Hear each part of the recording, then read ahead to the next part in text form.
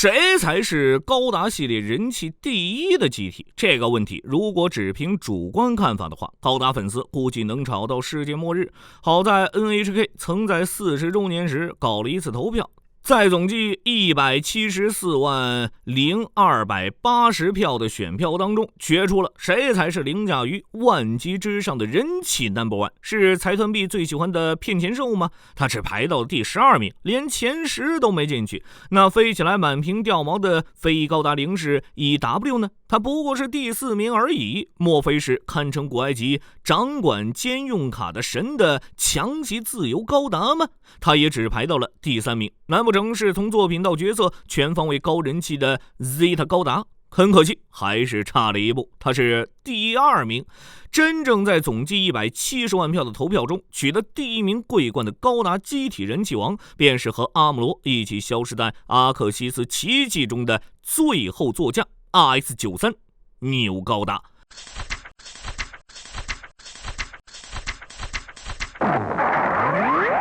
每当看到牛高达时，我觉得它都是一台能用英俊来形容的机体。在它身上能同时看到延续自 RX-78 的扎实外观，以及更加成熟更加现代化的美感。尤其是那一双不失健硕的大长腿，实在是看得人流口水。作为一台即将载入史册的高达，在设计时自然是花费了大力气的。在牛高达设计之初，富野大光头提出了2个简单的要求：回归原点与穿披风的高达。由日升企划是年轻设计师及团队构思框架，出渊域整合定型，配色方面也颠覆传统红白蓝3原色基调，采用白与深蓝双色调的成熟风格。负责设计出渊域在自己的书中坦言，牛高达是用它的线条重新诠释初代高达的设计，因高达设计已趋完善，与其强行改动不如保留改编。正因为引入新概念或许显得过于标准，他后来反思头部设计过度回归初代风格，导致后续高达头部设计固化。若非林格斯也有预定出场，牛高达的头部设计本可能延续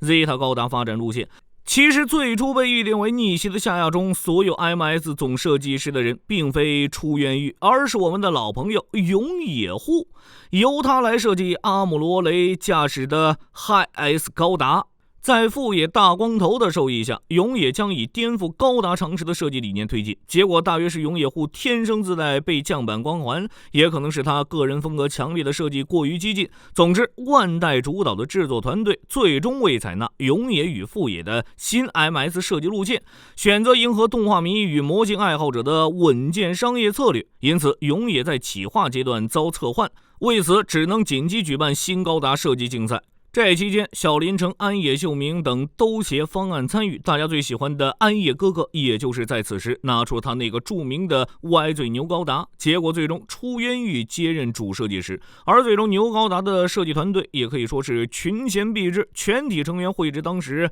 赞称 Hi-S 高达的草稿，出渊域推进本体设计。头部设计综合大田黄一、铃木雅久、佐山叶泽等草图，最终由出渊域完成。只不过在定下大体设计之后，还有一个很麻烦的问题，那就是富野大光头对牛高达的初期要求，包含为高达添加披风，且本体不可变形合体。团队为此将披风视为附加单元，试图为其赋予一些其他功能。虽然产出了多版草图，但披风这个点子实在是过于抽象，当时很多方案都很难将其与 MS 融合在一起，因此都没有达标。这之中甚至有人提出大道至简的方案，直接将实物布置披风包在高达体表，而这种想法在日后的海盗高达身上才终于得到了实现。就在一群人焦头烂额时，有人提出了披风分离为浮游炮的天才想法，在这个点子上进行延伸，便有了牛高达那排列独特的飞翼悬浮炮。其初期设计就如同字面意义上一般，像是扛了块门板上战场。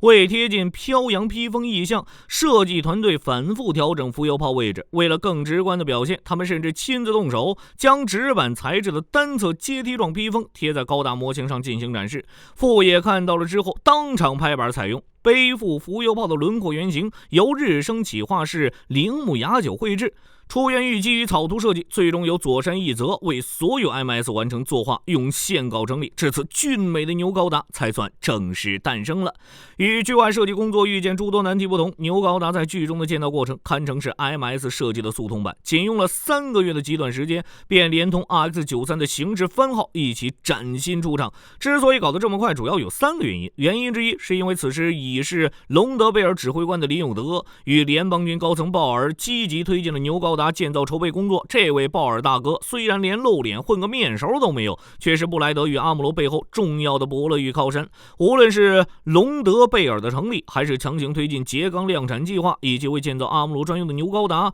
准备 A1 社在月面都市冯布朗的工厂，都是这位老哥的手笔。而剧场版一开始为布莱德家眷筹备前往宇宙机票的人也是他，只可惜后来这些机票被奎斯那试图跟夏亚和谈的倒霉老爸截胡，导致米莱跟女儿只能留在地球上了。原因之二是因为牛高达沿袭了 Zeta 高达时代的基础设计架构，同时未搭载变形机构等复杂系统，采用相对朴素的构造。原因之三是在 A1 社的组装工厂内，专为牛高达部件试制的加工机械已实现自动运转，再加上当初制造 Zeta 高达时留下的技术设备工具中有超过半数都可以留用在牛高达身上，因此据负责建造的奥克托巴称，若按粗糙组装标准，2周即可完工。虽然 A1 社即便此时也是个吉翁联邦前一起赚的坑爹家伙，但不得不说牛高达的完成也是多亏了此前多年的技术积累所赐。这台牛高达在建造之初其实预定搭载的是阿姆罗独自设计的赛克妙系统，只不过在临近完成时，奥克托巴意外的从 A1 社材料开发部门入手了，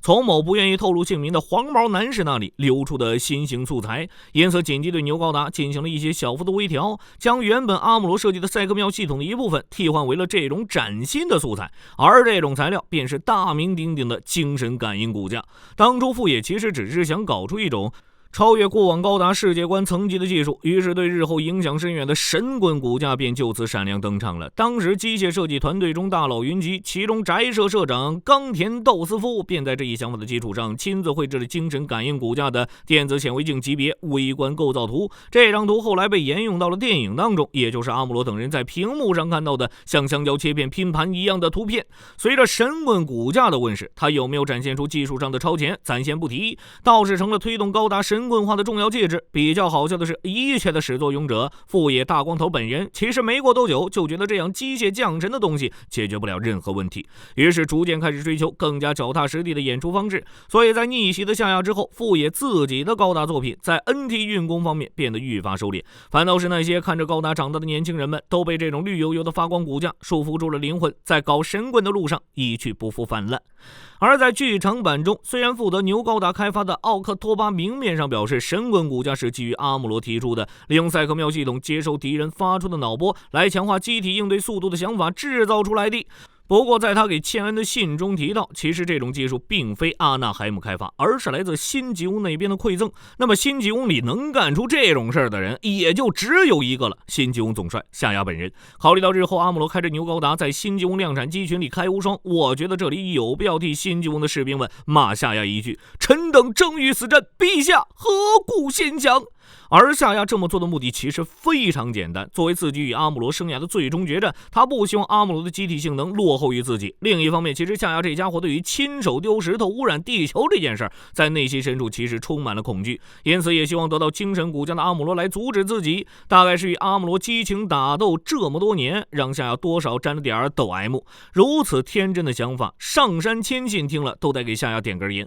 这种一边惹事一边怕事的状态，也算是夏亚灵魂深处巨婴一面的直观体现了。阿姆罗既是优秀的驾驶员，同时也是强大的新人类，而牛高达的武器配置也很好的展现出了其驾驶员的两面性，兼顾了泛用性与特殊性，说是高达型机体的标准答案也不为过。这之中最为平民的武器自然是联邦系机体烂大街的火神炮，这也是牛高达本体唯一的固定武装。关于牛高达的火神炮，虽然性能本身并没有什么特殊之处，但牛高达在头部侧后方特意设置了火神炮的弹壳排出口，于是便有了当年逆袭的夏亚预告片中牛高达一边用火神炮扫射一边排出空弹壳的性感画面。再加上牛高达的驾驶员毕竟是那个恐怖天然卷，因此通常情况下只被当作自卫用武器的火神炮，在精密射击技术超群的阿姆罗手中，也经常被用来攻击敌机关节等脆弱部位。比如在对阿克西斯的第2次攻击中，阿姆罗就仅只用火神炮便干掉了2台基拉多架。主力武器方面，则沿用了元祖的经典配置：光束军刀、光束步枪以及标志性的阿姆罗快乐筒。其中光束军刀一共装备了2把，其中收纳于背包右侧的是牛高达专用版。这把光束军刀实际上是 A1 社为了下一代机体开发的高能型光束军刀试作版，不光握柄加入了伸缩功能，还带有一个可收放式的护手，光束刃的形状也呈弯刀状。此外，握柄末端还能发出短刃，可作为一种隐藏武器来使用。此外，这把光束军刀还采用了当时 MS 普遍使用的自动启动机构，仅在斩击时才产生光束，从而抑制了不必要的能量消耗。从实战表现来看，这把光束军刀的性能可以说是相当的可靠，甚至在2人最后的击剑环节中，夏亚的沙扎比还一度落入下风。大概也是因为这把光束军刀过于好用，导致另一把收纳于牛高达左腕，采用联邦军标准式样的备用光束军刀完全没有用武之地，在剧场版中根本没有使用记录。牛高达使用的光束步枪同样是定制款高级货，如果说这把枪在剧中表现最大特点，我觉得总结一下就是射得又多又快，别误会，这真的是在说光束步枪啊。虽然设定中大概率是为了致敬元祖，依然称这把光束步枪单发最大出力，能匹敌同时期的战舰主炮，但实际上阿姆罗在使用时更多的还是展现其惊人的连射性能。大概是因为阿姆罗在剧场版中在与夏亚决斗前经常单机面对复数敌人，虽然连射模式下威力多少会有些下降，但对于阿姆罗来说也已经足够一击毙命了。不过单发模式依然有一些让人印象深刻的画面，比如在丢装备片锁然后一枪秒杀丘尼时，就展现了这把枪在单发模式的威力。至于最重要的阿姆罗快乐筒，这大概是他在驾驶牛高达时玩出骚操作最多的武器了。这门火箭筒平时被竖着挂在背包中央的固定架上，即便是这种状态也可以通过系统控制其开火，这给了阿姆罗相当多秀操作的空间。这其中最经典的便是操控机体快速翻身，将炮口对准目标实现出其不意的攻击，或是突然对背后追击的目标进行打击，同时即便与牛高达本体分离，也可以借助线缆进行远距离有线操控。在这些丰富的常规武器之外，牛高达的新人类专用武器也同样特别，那便是它背后参差排列着的飞翼浮游炮。与当时吉翁系流行的小型浮游炮不同，飞翼浮游炮整体尺寸相当巨大，为克服传统浮游炮受充能限制的弱点，内部搭载经小型宇宙艇技术改良的微型热核反应炉，优先确保功能需求而牺牲了小型化，兼具延长作战时间与单发最大化杀伤效果的高出力光束炮特性。收纳状态时，飞翼浮游炮呈现板状，而攻击状态两端会进行弯折，转换成抠字形的攻击模式。拉凯拉姆的地勤人员似乎很喜欢借着测试的名义把这个变形机构拿来玩的样子，巧了，我也喜欢。由于这种奇特的收纳造型，因此其浮游炮也在剧中被丘尼误认为是散热板，成了丘尼丢人现眼的名场面之一。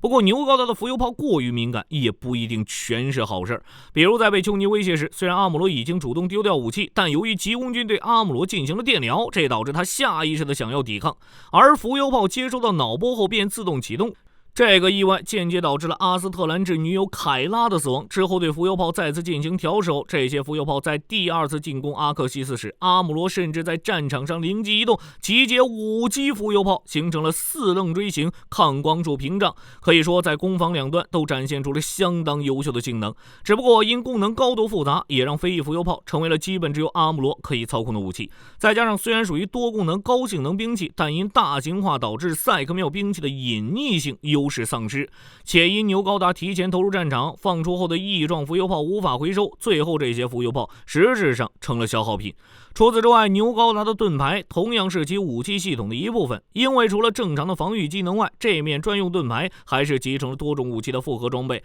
在其内侧有一门光束加农以及4发小型导弹，在必要时可以用来奇袭。实际上，阿姆罗在剧场版中就曾经用盾牌内的光束炮精准狙击了丘尼放出的浮游炮，而这种在盾牌里塞进武器的做法，在日后牛高达的重型武器系统装备中得到了更为夸张的升级。另外，牛高达还有一种不太明显的隐藏武器，那就是男子汉强而有力的强壮四肢。在阿克西斯的决战中，当双方的武器都消耗殆尽时，双方便展开了纯爷们领域，进入了观众喜闻乐见的肉搏环节。此时阿姆罗大概是觉醒了自己的前世记忆，回忆起了跟布莱德一起闯12宫的经历，拳脚功夫瞬间暴增，对沙扎比暴以一顿老拳，甚至还动用了启动脚底推进器来增加踢击威力的小技巧。此时除去阿姆罗的 MSCQC 技巧之外，以及看出牛高达四肢的坚固程度以及优秀的灵活性之后，遇事不决打一套天马流星拳也就成了阿姆罗的成名绝技。在各种游戏的演出中都是和拉斯收听出场率不相上下的终结手段，甚至在 G 世界系列里，拳击还经常被单独拿出来当做一个单独武装，并且威力往往还是牛高达全部武装中最高的那个，只能说不愧是天马座圣斗士。并且在这坚固四肢中还暗藏着相当多的小机关，比如牛高达的脚底内藏着固定用钩爪，以增加机体接地时的安定性；再比如其指尖内藏的多功能发射器，除了可以释放接触通信用的线缆外，还可以发射多个充气假人用来迷惑对手。阿姆罗在实战中对于这些小机关的运用也是其优秀驾驶技术的证明。而最后在决出胜负捕获使用驾驶舱拖出的下压时，牛高达还从指尖射出了特殊的胶质物，成功打断了下压的拖出。而这种胶水在宇宙世纪非常常见，经常被用来紧急修复破损的船体或者殖民地。比较好笑的是，这种胶水的日语名字如果转写成汉字的话，写作鸟吃，